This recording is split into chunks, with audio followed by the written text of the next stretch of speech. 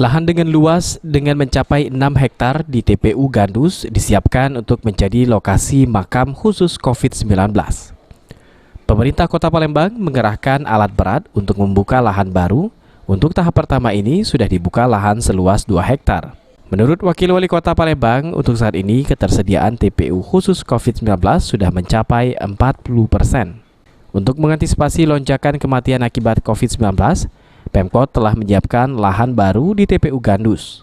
Masyarakat juga diminta untuk tidak khawatir karena lahan di TPU masih cukup luas untuk menampung pasien meninggal akibat COVID-19.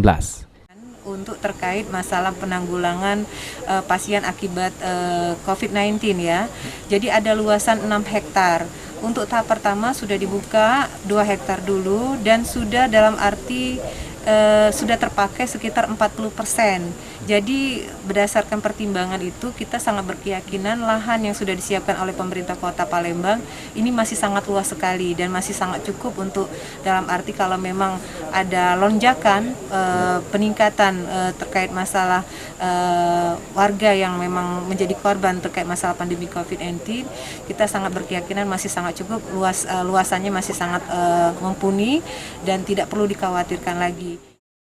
Selain itu, Fitrianti Agustinda juga menghimbau seluruh masyarakat, khususnya warga Palembang, untuk disiplin menerapkan protokol kesehatan, memakai masker, mencuci tangan, menjaga jarak, serta mengurangi mobilitas, sehingga bisa menekan angka kasus kematian akibat COVID-19.